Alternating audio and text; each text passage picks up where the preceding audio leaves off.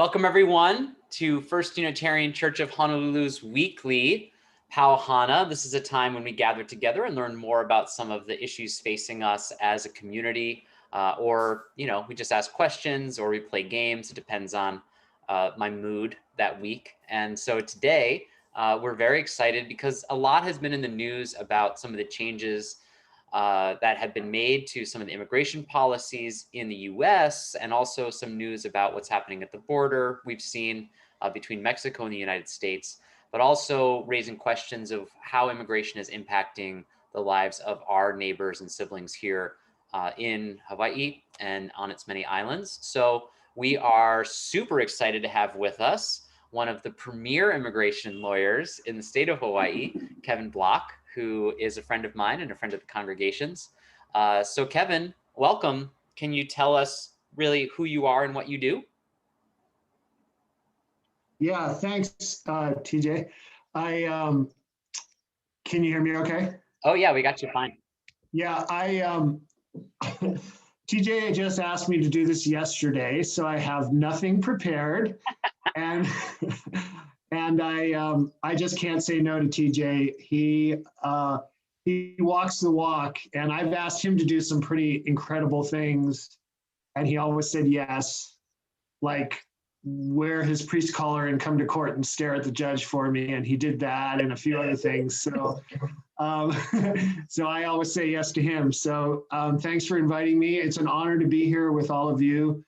I think that the union or the collaboration between faith-based community and the small but powerful immigrant advocate community is really powerful. And I feel like with TJ and with Claire, who I see there, I feel like we're old soldiers, after the war. Like we lived through the resistance and we got close fighting,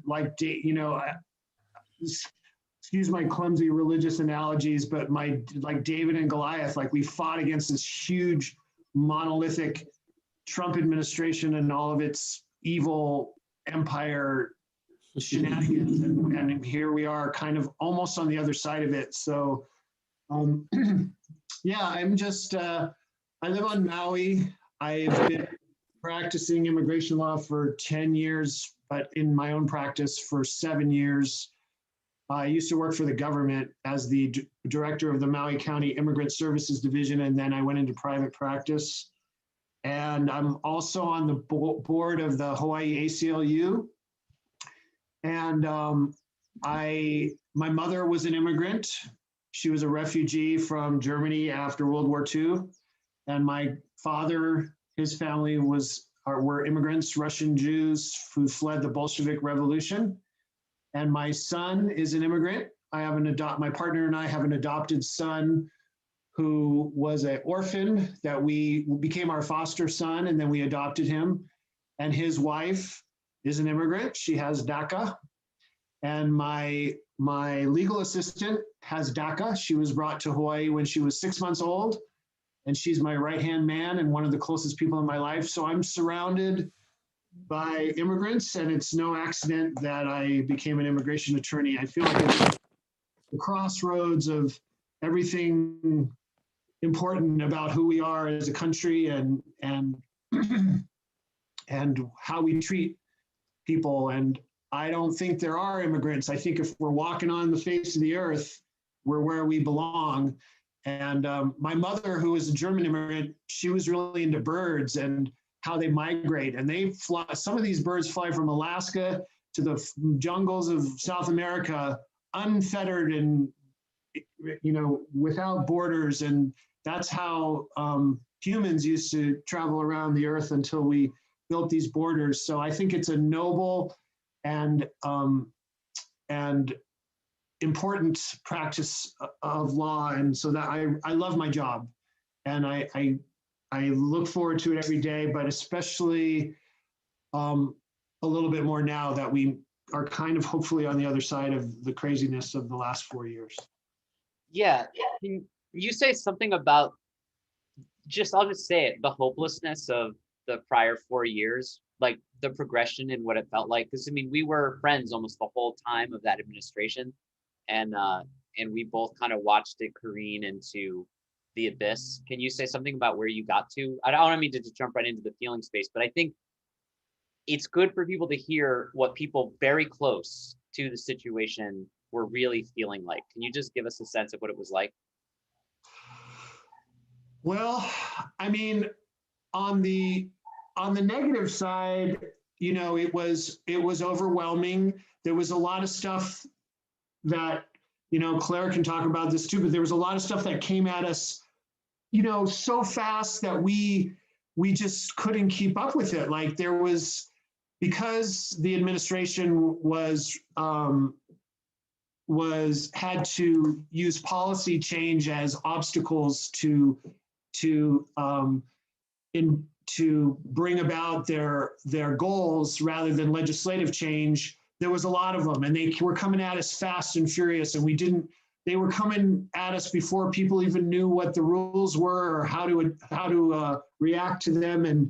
And it seemed like there was a deliberate attempt to undermine the immigration bar, because so many of our applications ended up being denied or delayed or subject to ridiculous amounts of vetting, and it made us look like we didn't know what we were doing. And I know for a fact, based on some of the research that I did, that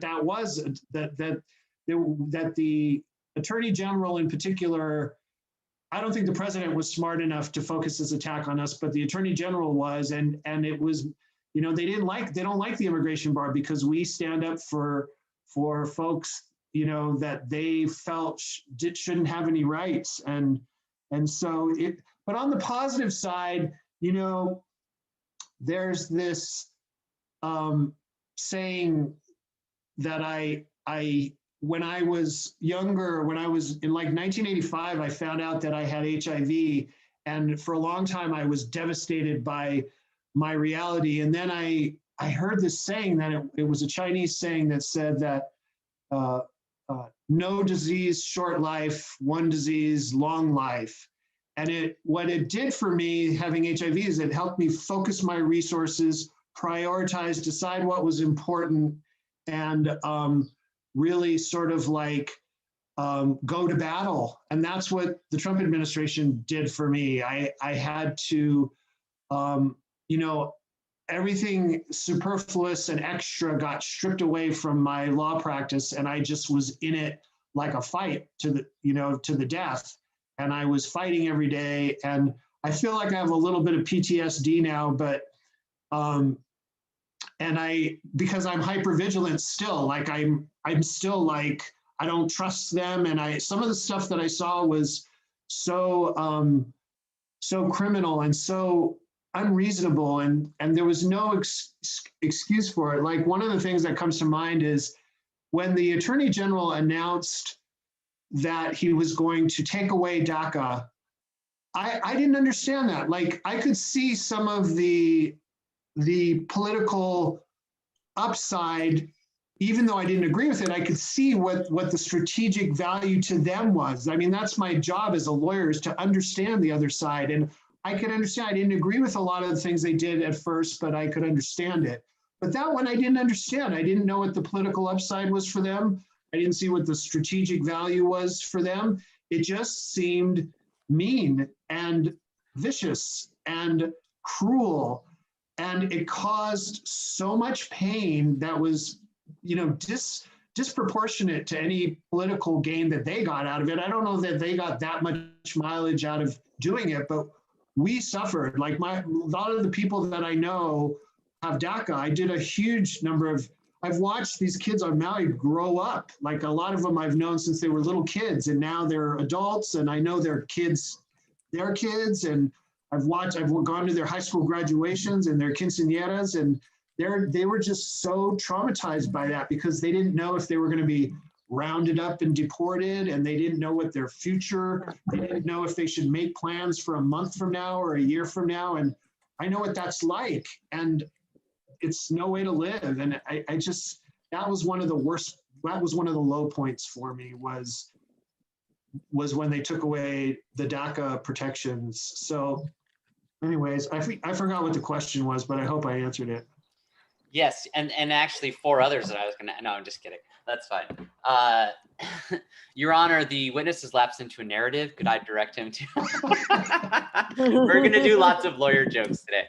That only actually like half the people on this will actually get. There's a lot of lawyers on the call. That's great, Kevin. And what I was asking was what it felt like, you know, and I think you really put your heart on it. And so I kind of asked you that question to ask you this one, which is what has changed for you in a relatively short amount of time? Is it just a feeling, or are there actual practical differences or changes you're experiencing? Because my experience was that so much of the bureaucracy, not in the bad way, the bureaucracy we need was just gutted and not replaced during the last administration. How much has gotten back up and running, and how is it running? How has it changed for you now? Yeah, so that's a good question. So I did know you were going to ask me about that because you told me that yesterday. So I thought about that a little bit. So one of the things that I noticed right away, you know, just like people who have experienced trauma, I sense things that are going on with immigration, as we all do as practitioners. I'm sure Claire does this too, but I sense how the ICE guys are behaving and how the USCIS guys are behaving and how the court is acting.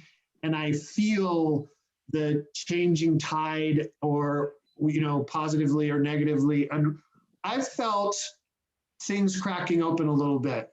You know, it's, you know, when Trump took office, I knew it was going to be bad, but it took a little while for it to filter down to the agencies that deal with us. And so there was a period of, you know, waiting for it to happen. And I think we're in that period now. It's going to take a little while to undo some of this stuff, but some of the positive things, 2 of the positive things that I noticed right away is that I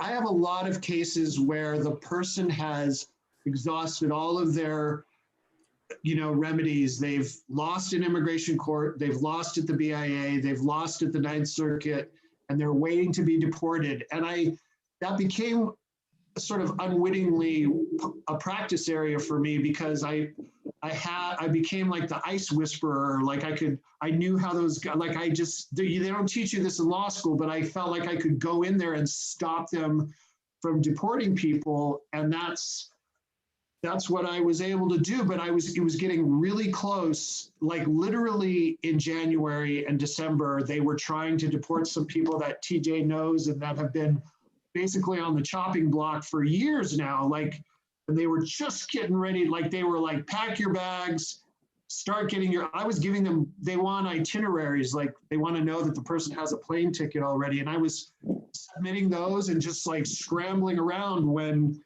the new administration made the moratorium on deportations, and it just literally stopped a person that was like a week away from leaving, and a few other people. So that's one of the things I noticed right away. But on the flip side of that, the ICE guys, you know, who I am really tuned into, because they're the ones at the very end who are going to make the decision. During the Trump administration, they were like sheepishly kind of like, oh God, this is weird that Trump is acting like this, and they're all from here, and so they were like, this isn't. They were trying to be a little bit more sort of like, I don't know, reasonable in response to Trump. All right, hang on one second. Go ahead. So then, now the opposite has happened. So the Biden administration is in power. There's a new important interim guidance that is given ICE some parameters that resemble the old ones, priorities for conserving resources. And now they're supposed to only try to deport people that fall into certain categories, and everybody else they have to give a justification now why they're going to deport that person. But I think now that has happened, now they feel like they're on the defensive, and in the dynamics of human, struggles and power struggles, now they're the cornered entity that feels, embattled and attacked, and so they're responding like, they're actually becoming a little bit more vicious than they have in the last couple years. Yeah. Yeah. There's a couple little things that have happened. TPS, temporary protected status for Venezuela and Burma. I have some clients, I've already applied for it. And so there's some little things, but they're signs that the administration is being reasonable. This is going to sound really small, but they were kicking back applications that we spend hours and hours preparing for people that were victims of crimes like U visas, or victims of domestic violence, VAWA applications, or TPS applications, or asylum applications. People fled their home countries because they were going to get killed. They were kicking those back to us because we didn't write NA on every single one of the open lines on the application. Like, that was a rule under the Trump administration. You can't leave any question blank. And so if you spent 3 hours trying to figure out what persecuted class this person was in, and what, how to explain the abuse and persecution they suffered, and then you skipped over a question, you didn't write NA on the third time that they ask about how many children you have or whether you have an ex-wife, usually for years, we would just leave those questions blank because there's no answer for that question, but they wanted us to write NA on every question. So that little rule has just been done away with. So it shows, even though it's a small thing, it shows that the Biden administration is just being reasonable and practical about these things. And that's huge and hopeful for us, because so much of this has just been unreasonable. Why would you send back an application for somebody whose life is in danger because they didn't write NA on every single line? It doesn't make sense. So one of the things I know that is on some people's mind, and it's on mine, is I've seen reports and about upticks in crossings from the U.S.-Mexico border since the Biden administration, and in particular, seeing again a large number of unaccompanied minors. And I think that's one of the questions and concerns a lot of people have, is where are they coming from? Why are there so many, and what's going on with that? Oh, I'm sorry. There we go. Yeah. I mean, that's a great question. I think that I have a lot of asylum cases right here in Hawaii. I have cases of people from Honduras, Guatemala, and El Salvador. And I know the reasons why they came, and those reasons are still exist, but they've been exacerbated a little bit. Guatemala has some actual climate refugees. They've had some natural disasters, some volcanoes, and some drought, and some torrential rain following droughts, and their crops are failing, and so they're starving, and so they're leaving to look for, food for their families. And then there's still the destabilized governments that have been kind of a little bit more destabilized lately with the COVID pandemic, and there's continuing poverty, and so there's always an uptick of border crossings in the spring months. If you look at every year, it's a seasonal migration. I think there's probably, among migrants, there's probably some hope and optimism that they're not going to be stopped by the migrant protocols and have to live in a tent in Mexico for a year waiting for their number to be called. So there's probably a group that are coming for that reason. But I think the large majority of people are coming just like they always have, because they have to. And I think that, even though we're talking about geopolitical, macro, large questions, I think that the question of asylum is a very personal interior one, and it's very simple. You have to think about, if you haven't already, you have to think about what would cause you, any of us, to put your things in a backpack and leave your house and run for your life. You know, that is not an easy decision to make. And a lot of times, a lot of my clients have kids that they left, or husbands that they left, or wives that they left. So you're putting as much as you can fit into a bag. You're going to head out on a dangerous journey, and you're leaving your family behind, parts of your family behind. That's not, you don't do that because, you know, you've been following Biden's election on YouTube and you think you might have a better chance now. You do that because something is compelling you to make the, you know, the ultimate attempt to keep yourself alive. That's how desperate it is. Because a lot of my clients who are asylum applicants, they love where they're from, just like we all do, and they didn't want to leave. They felt like they had to. And those reasons are all still happening.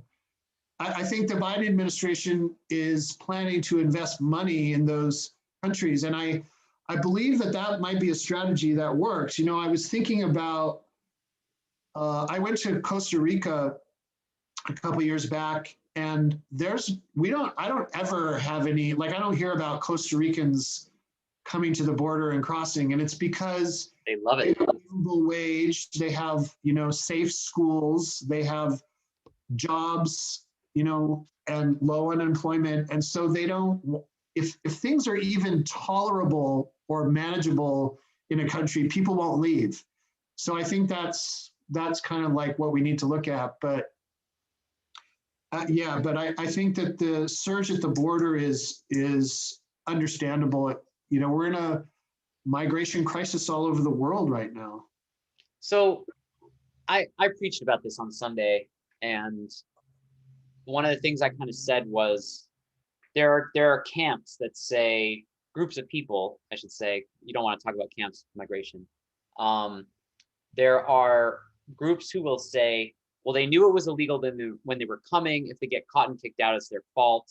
Then there's another group that says, if they get here, they needed to be here, is the closest place they could get to that had some kind of hope. We should figure out a way for them to stay. And then I kind of said, and then there's more extreme views on that, and everything in between. So there's also what I think is, like, when it goes over that line of somewhat reasonableness, or what they think is reasonable about the illegality argument.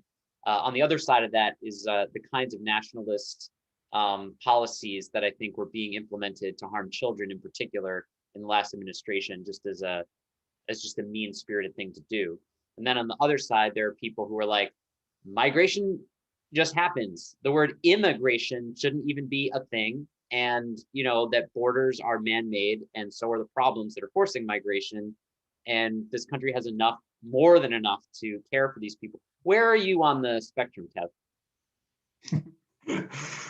Well, I mean, my mother left Germany after World War II because she was starving, and this country took her in, and this country was a better place because she was here. She was a school nurse. She contributed money to all these different environmental and social causes.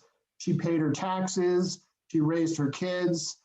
So, you know, she became such a patriotic and proud American. I mean, it's ridiculous that we don't embrace these people that are coming here, because they would make us stronger. I believe that applying for asylum is not illegal. Presenting yourself at the border is legal. It's a legal right. And those folks have to apply for asylum, and there's a process. And the process works. Like, actual people who fear persecution, you know, the standard is fairly high, and those folks win. And if folks don't meet the standard, then they lose, but they get to try. That's the point. And the origins of asylum law are noble. It arose after World War II in the diaspora of people fleeing the effects of World War II. And it's a international right that when somebody presents themselves at the border, there's a per se presumption that things were bad enough to get them to do that. They're not just looking for free stuff. They're not eligible for free stuff. So I believe, I fall into the camp that believes that applying for asylum is legal. Presenting yourself at the border and asking for help is how it works, that there's a process that also works, and that we have enough capacity, room, jobs, land. We're not full, and that's who we are as a country. We've always been compassionate, and we welcome the folks that are fleeing persecution in other countries, and they come here, and in return for being welcomed, they become the best Americans. Yeah. What you said. That. One of the questions some people have is really how this plays out in Hawaii. You mentioned people from the 3 Northern Triangle countries here, and some people are like, how are folks getting to Hawaii? And I know the answer, but I'd rather hear you explain some of that, because it's your show, not mine. Yeah. Well, so, before the Trump administration of holding people in custody or separating children and holding them in custody, the process involves, when a person presents themselves and asks for asylum, the Department of Homeland Security engages in a brief sort of assessment of who they are and who they know here. And if they have family, friends, relatives who are already in the United States, they release them from custody because they would rather them not be sitting in a jail, especially now. And they let them go to live with their brother, cousin, mother or father, whoever their family link is. And then they give them a notice to appear in court. And I think I just recently read that something like 95% of those people show up for their first hearing. I mean, they're not skipping out because this is their chance. They want to go to court. And so they show up for court wherever they are. And so there's serial migration to places where there are already family members or community members from where they came from. And a lot of those pockets are here in Hawaii. And it makes sense because, on Hawaii Island, where I have a lot of Honduran clients, it's a natural fit. Like, they work in the coffee fields, picking coffee. They don't stand out. They feel comfortable there. It's a climate like they're used to, and they have there's a group of them, and when people get caught and then released, they come there, and then they show up. They go to their court hearings in Honolulu, and then Maui has a Guatemalan community. Same thing. There was a group that came in the late 90s, early 2000s, and then from that has kind of exponentially sort of increased. And then when the volcanoes erupted and the crops failed, another little group of them came, and now they're here. And then on Hawaii Island, there's a group on the Hilo side, there's a little small group of folks from El Salvador also applying for asylum and also getting here the same way. You're and muted. So folks fly. They get on a plane and just fly here, right?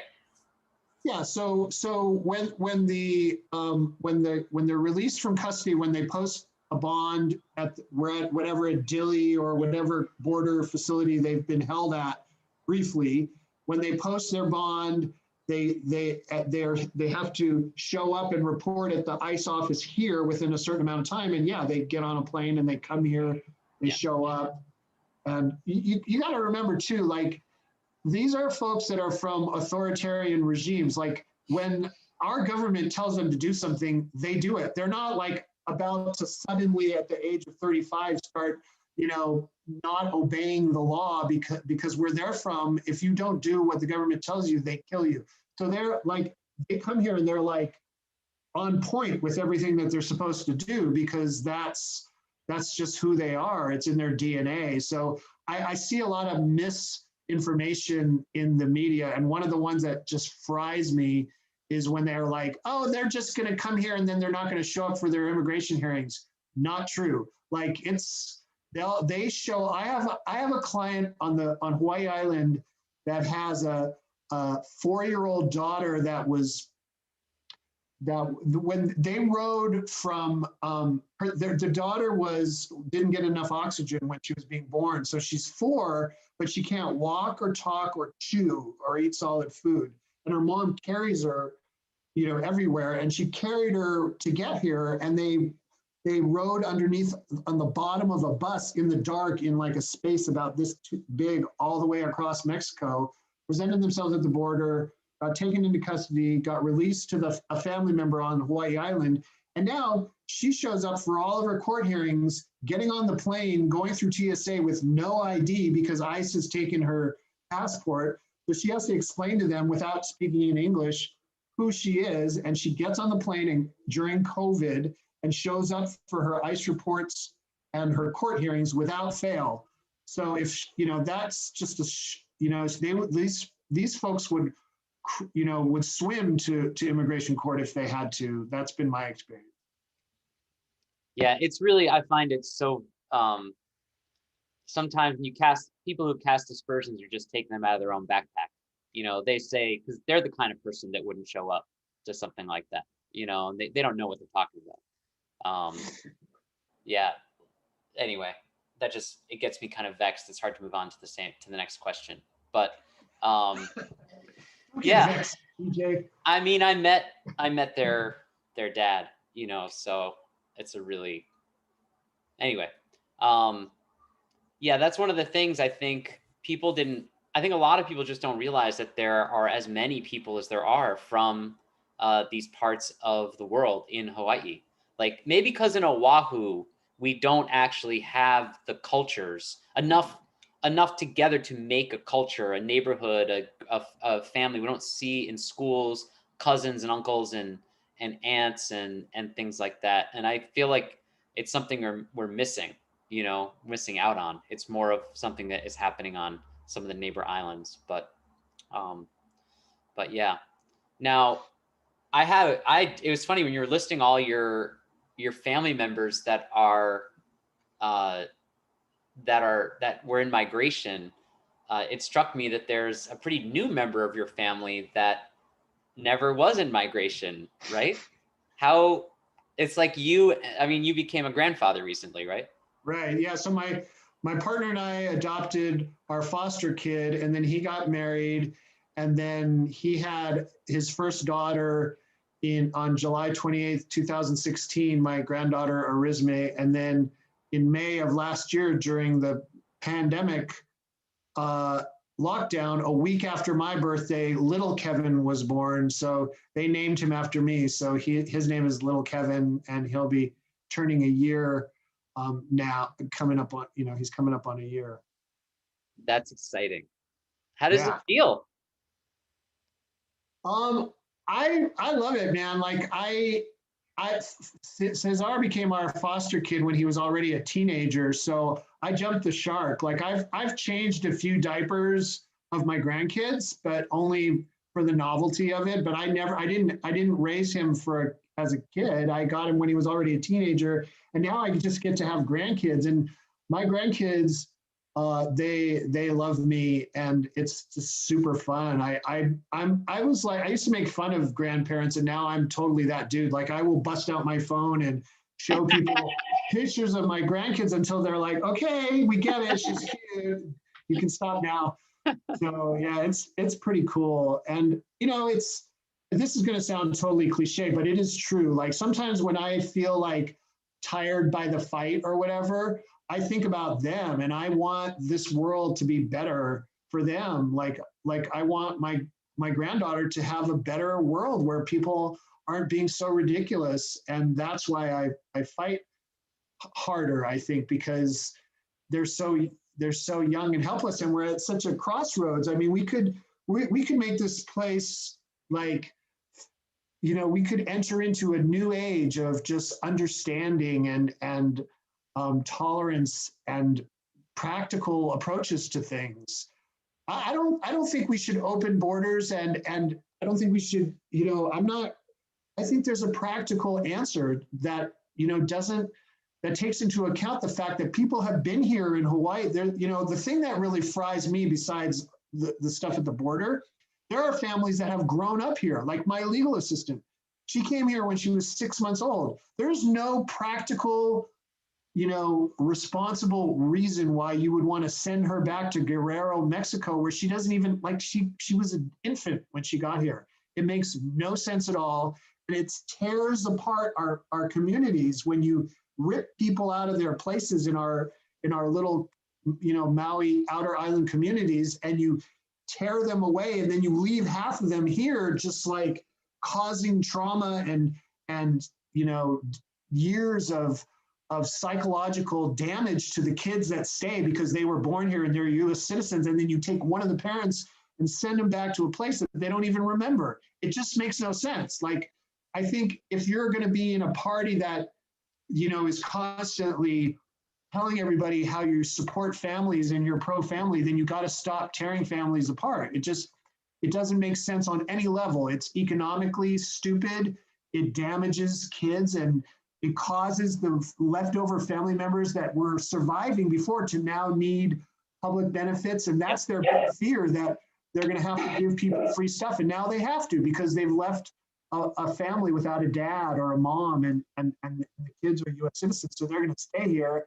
And so, like, a lot of it, I think, I just look forward to some practical, common sense approach to these things that takes into account that, that there no human being is better than any other one.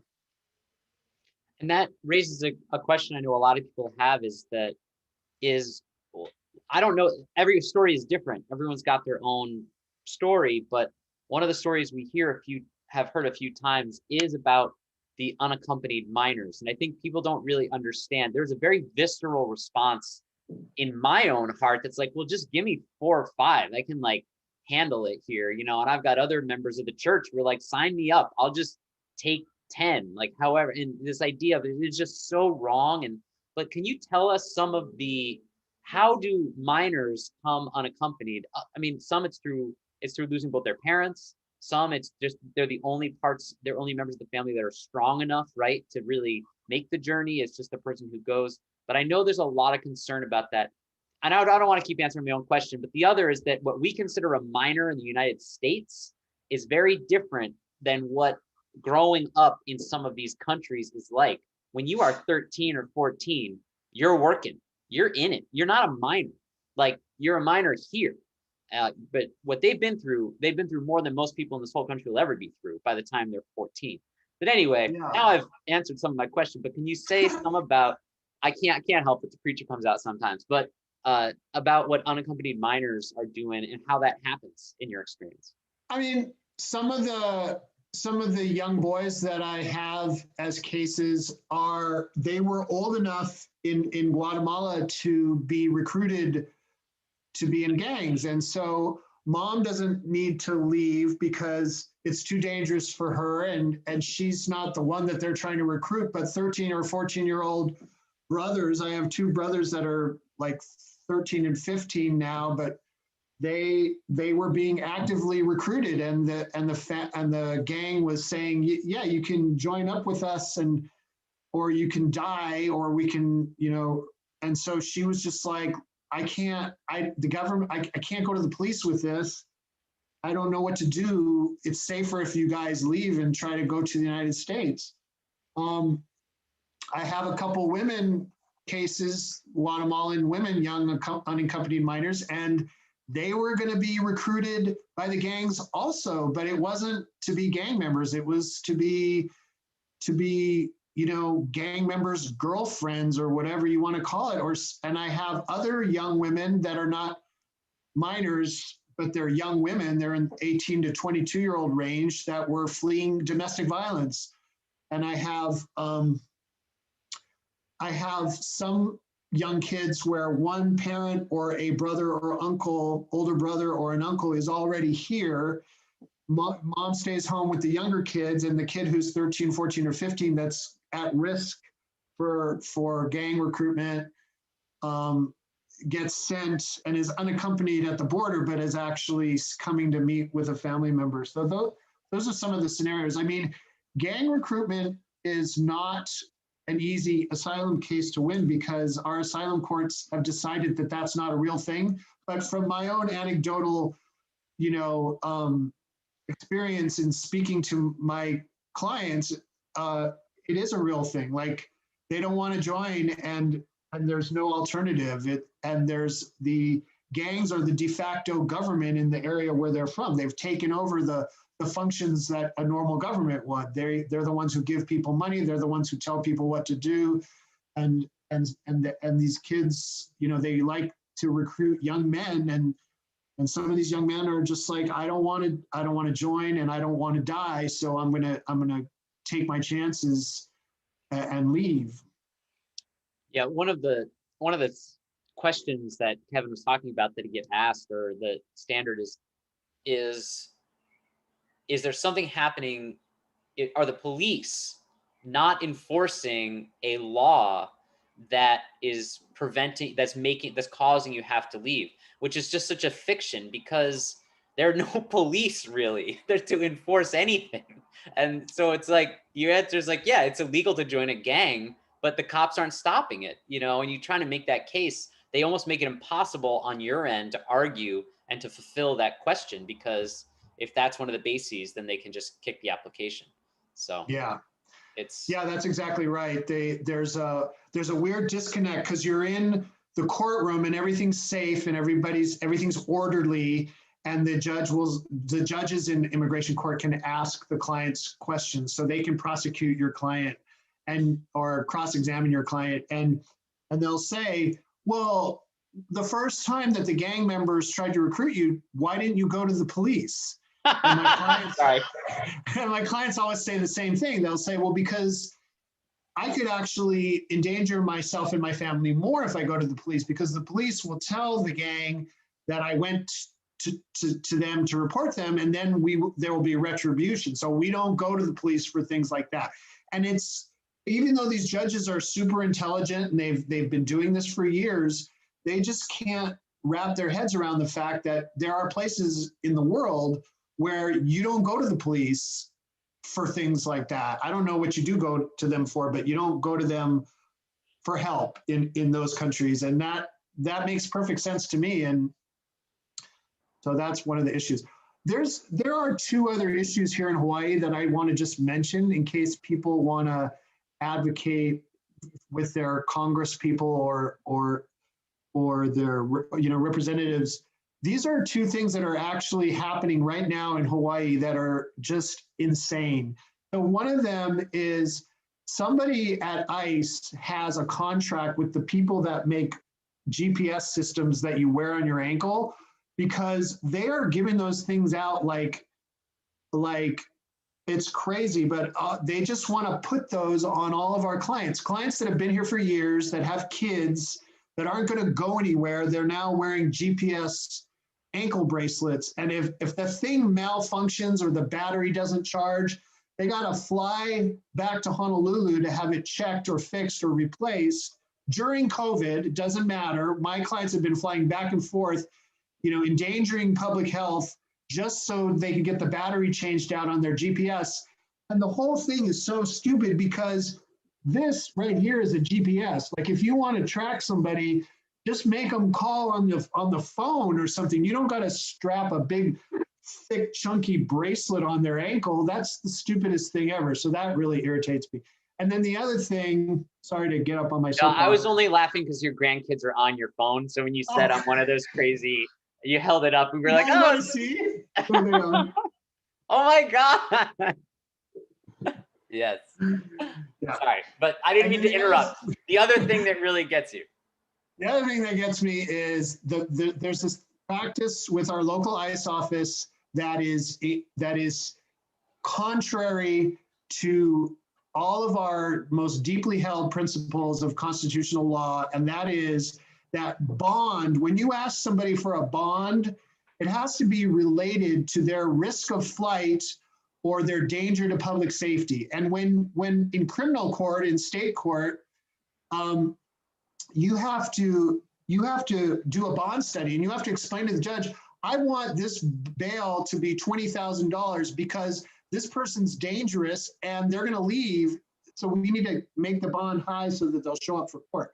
Well, ICE has some kind of weird independent jurisdiction that's unreviewable, and there's no accountability for it and no oversight. And when you show up at ICE with your client at any step of the process, immigration court over, now they're going to appeal, BIA appeal over, now they're going to appeal to the Ninth Circuit appeal over. Every time there's a step up or a change in their immigration case, they raise their bail randomly and arbitrarily with no inquiry or assessment about, or no relationship or nexus between the amount and their risk to public safety or their flight risk.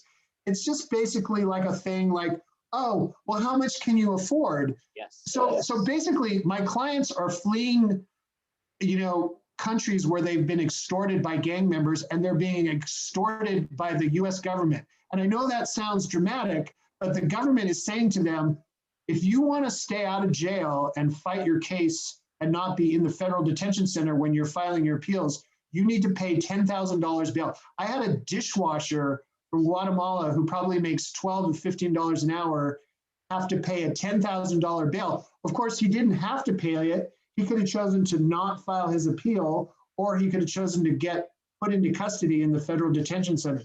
So basically they tell them, if you want to stay out and stay with your family and your kids, you need to give us this much money. And it doubles every time they decide to exercise their right to due process and appeal at the next higher level.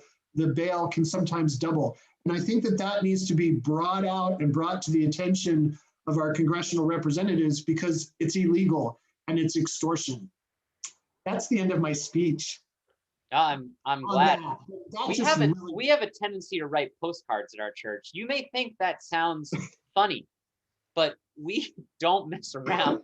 We have sent thousands. I know. That's why I tell, anytime I get in front of churches, and that's a lot, you'd be surprised. I always tell them the stuff that's irritating, because those folks will do stuff. Yeah.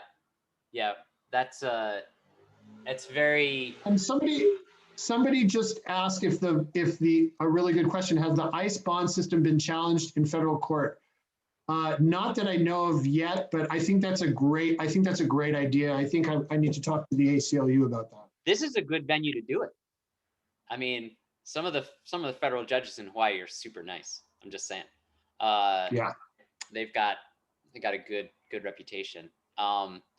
Now we've talked about all this, so I think it's a good time to ask a question someone has sent me I asked people to send me the questions kind of privately so I can kind of line them up and not distract you. But one person asked, do you have a spiritual practice that you follow to counteract so much of this, or to just rejuvenate you, or to otherwise keep you grounded? So I'm so glad you asked that question.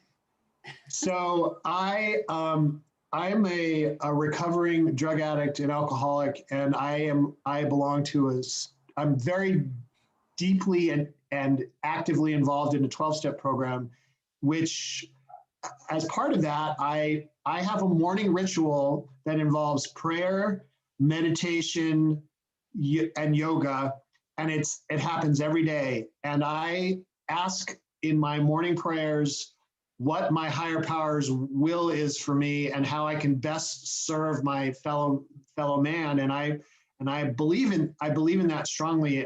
That's my strong spiritual practice. And I've recently become vegan on November 1st of this past year, and that has just kicked it up to the next level for me. Like, I feel lighter spiritually as a result of that. But I think that's a great question, because in order to be in this and not burn out and not have like a ruptured vein in my head, or just like some of the stuff, I can feel like veins starting to rupture. But you have to really, your spiritual game has to be on point every single day going into this. Like, I don't even go to work or start dealing with this stuff until I've had my 2 hours of morning spiritual rituals. So thanks for asking that question.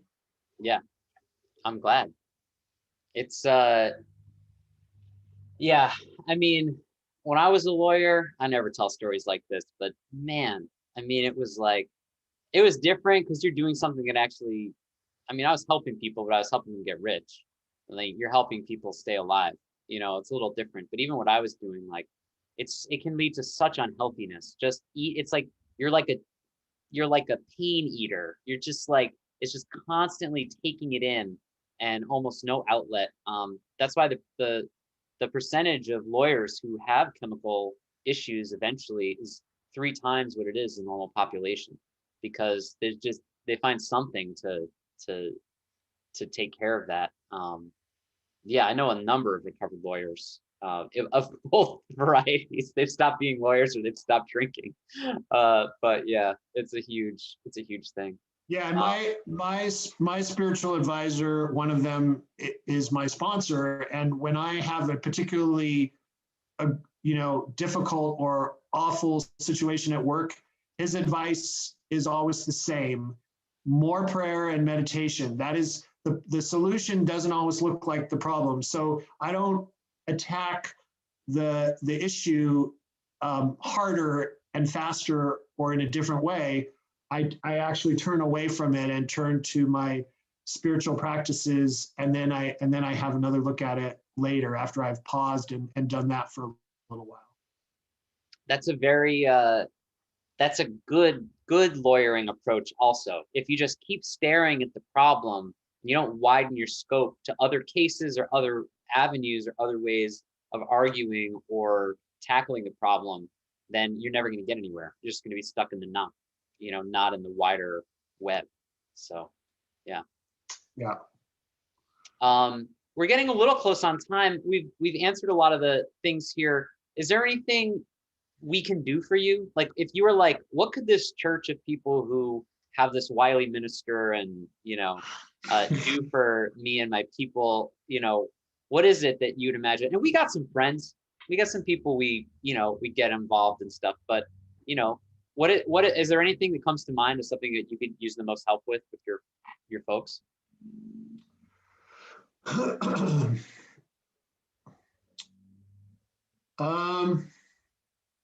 mean, if it's the 2 things you mentioned, like figure out a way to stop bond, the federal bond, and also figure out. I mean, Claire and I talk about this a lot. I didn't even begin to talk about USCIS, but that is an agency that's out of control and lacks oversight and lacks accountability. And I think there needs to be some involvement with our local representatives, because they're a federal agency, but they live here in this island. And during the COVID epidemic, the pandemic, they were constantly asking my clients to fly over there, and putting everybody at risk or lose their immigration benefit that they were applying for. And they're the ones that are in charge of giving out green cards and citizenship to people. And they've just been atrocious and continue to be. And it's because they don't have any kind of accountability. So I think that, I think that maybe Claire and the Hana chapter might organize 1 or 2 or 3 priorities for our congressional representatives. I think we should take advantage of this moment that we're in right now, when things can actually happen, and keep the pressure on to make some changes, and not just sort of like collapse in exhaustion just because we're not under the Trump administration anymore, but we can actually make things better. So accountability for USCIS, and then accountability for the ICE guys to not request, threaten people with jail or come up with money, not to extort people, and not to put those stupid GPS collars on people. But I think that I'm not used to getting asked. I'm not used to getting asked that question, and so I want to think about my answer a little bit more and get back to you with that, TJ, and then you can share it with the folks. Okay. We will take it seriously if you have some things to show up for or do. I know Susanne's on the call. She's with the legal clinic and, you know, is a member of our church also. So I just want to say, you know, thank you in many ways for your time today, for the work that you do. You're an inspiration to me, and I think to a lot of people on this call. And you may not always feel like you are, but you should know that you really are. So, Well, thanks. Yeah. Well, it's been an honor to I wish I could see everybody, but Oh, it's well, been an honor. you want to do it be- now? We'll do Yeah. it. There we go. Here's everyone. If you go to gallery view, you can see everyone, Kev. Oh, okay. Hi, you guys. This is my fancy shirt, but I'm wearing the same sweatpants that I've worn for a year, just so you know, down underneath here. We're gonna be sure that that definitely makes it into the edited final cut of the. You can cut that part out, yeah. Nah. Thank you so much. It's really nice to see all of you, and thanks for listening. I hope it was worth your time. I think we all learned a lot. Thank you. Yeah. Let's hear it for Kevin. That was great. Yeah. Woohoo! Yay, Kevin.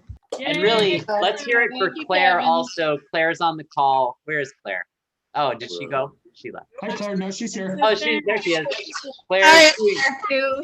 Thank you, Claire's Kevin doing and this Claire. one too. And Kevin, well done and bravo. For hosting this. It's always great to be with a group of people who care about the same things that we care about. So thank you for that. And just one thing, you know, when the question was about what can be done to support, so, you know, there are. oh, sorry. Okay, can you hear me now? Yes, I tried to spotlight you and I accidentally muted you. Okay. No, I was just going to say, so, you know, support for the legal clinic. I'm on the board of the legal clinic. Is something that's doing some really tremendous advocacy as far in addition to really important work one-on-one with people in individual cases. So it's a great balance of, you know, changing individual lives, but also working on systemic change. There's also Hawaii Immigrant Justice Center at Legal Aid, which is a place that people can support. And also there's an immigration and refugee clinic at the law school, if anyone's connected to the law school. So there's, you know, these projects did not exist very long ago. They're all relatively new and they're doing really, really good work, and they really help Kevin